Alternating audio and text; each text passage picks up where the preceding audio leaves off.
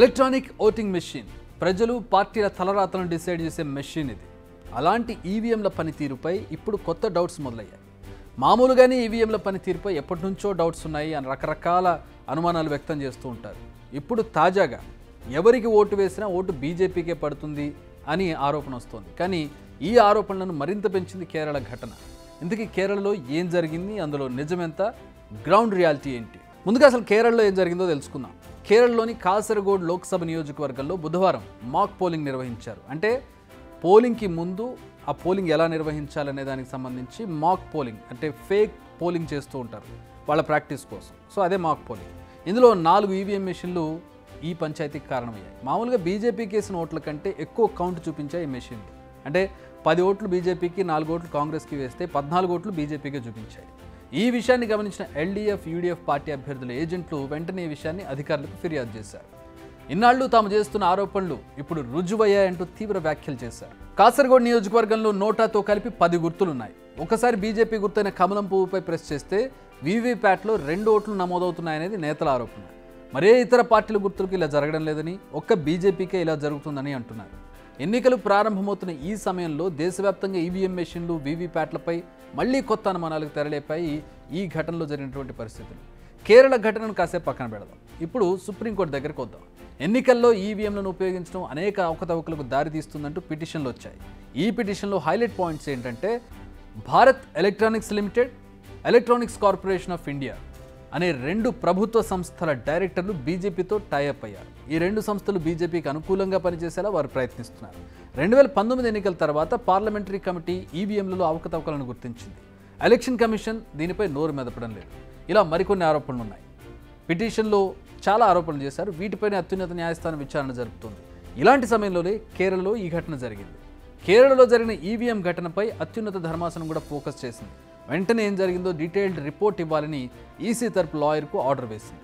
అయితే విపక్ష నేతలు చేస్తున్న ఆరోపణలను కంప్లీట్గా కొట్టిపడేసింది ఎలక్షన్ కమిషన్. 4 వీవీప్యాట్లో తప్పు జరిగింది నిజమే, కానీ వీవీప్యాట్ ప్రింట్ చేసిన స్లిప్పై నాట్ టు బి కౌంటెడ్ అనే మెసేజ్ ప్రింట్ అయి ఉంది. దానిపై బీజేపీ సింబల్ వచ్చింది. అంటే ఈ ఓటును కౌంట్ చేయొద్దని స్లిప్ ఉంది. అయితే బీజేపీ సింబల్ ప్రింట్ అవడంపై ఎక్స్ప్లెనేషన్ ఇచ్చింది ఈసీ. ఈవీఎం మిషన్లలో ఫస్ట్ ఉన్న క్యాండిడేట్ పార్టీ గుర్తు ప్రింట్ అయిందని, ఇక్కడ బీజేపీ ఉంటే బీజేపీది, లేదంటే మరో పార్టీకి చెందిన అభ్యర్థి ఉంటే ఆ పార్టీ గుర్తు ప్రింట్ అయ్యేదని చెప్పుకొచ్చింది. వెంటనే ఈ విషయాన్ని గుర్తించి వాటిని సరిచేశామని కోర్టుకు తెలిపింది. మరోసారి చెక్ చేసినప్పుడు అన్ని మెషిన్స్ సరిగ్గా పనిచేసాయని అంటుంది. అంతేకాదు, ఒకసారి బీజేపీకి ఓటు వేస్తే 2 సార్లు ఓటు పడడం అనేది పూర్తిగా అవాస్తవం అంటూ ఈసీ కోర్టుకు తెలిపింది. ఇది బీజేపీకి పడుతున్న ఓట్లపై అటు విపక్షాలు చేస్తున్న ఆరోపణలు, ఇటు ఈసీ ఇస్తున్న క్లారిటీ. ఇక ఎన్నికల్లో ఈవీఎంలు పూర్తిగా తొలగించాలన్న దానిపై కూడా సుప్రీంకోర్టు ధర్మాసనం చాలా కీలక వ్యాఖ్యలు చేసింది. సుప్రీంకోర్టు చేసిన వ్యాఖ్యలు ఏంటంటే, దేశంలో ఎన్నికలు నిర్వహించడం అతిపెద్ద సవాల్. ఇలాంటి పరిస్థితుల్లో వ్యవస్థను వెనక్కి తీసుకెళ్లకూడదు. బ్యాలెట్ పేపర్లను ఉపయోగించి ఎన్నికలు నిర్వహించిన సమయంలో బ్యాలెట్ బాక్సులను ఎత్తుకెళ్లలేదా అని ప్రశ్నిస్తోంది. చాలామంది జర్మనీ గురించి మాట్లాడుతున్నారు. అక్కడ జనాభా ఎంత, మన దేశ జనాభా ఎంత? ఎన్నికల ప్రక్రియపై మనకు నమ్మకం ఉండాలి తప్ప దానిని వెనక్కి లాగకూడదు. ఓట్ల లెక్కింపులో కొన్ని అవకతవకలు ఉండొచ్చు, వాటిని సరిదిద్దాలి తప్ప మళ్లీ వ్యవస్థను వెనక్కి తీసుకువెళ్లడం వద్దు అని సుప్రీంకోర్టు ధర్మాసనం వ్యాఖ్యలు చేసింది. అట్ ది సేమ్ టైం అటు ఎన్నికల సంఘానికి కూడా కొన్ని అక్షింతలు వేసింది. ఎన్నికల ప్రక్రియలో స్వచ్ఛత ఉండాలి, స్వేచ్ఛగా నిష్పక్షపాతంగా ఎన్నికలు జరిగేలా చర్యలు తీసుకోవాలి. ఏం చర్యలు తీసుకుంటున్నారో ప్రజలకు వివరంగా చెప్పండి అని ఆదేశించింది. అంతేకాదు, వీవీప్యాట్ను ట్యాంపరింగ్ చేస్తే విధించే శిక్ష ఏంటని ఈసీ తరపు లాయర్ను ప్రశ్నించింది సుప్రీంకోర్టు. ఈ వాదనలు ఇలా కొనసాగుతుండగానే ఇప్పుడు దేశంలో కొత్త డిమాండ్ తెరపైకి వచ్చింది.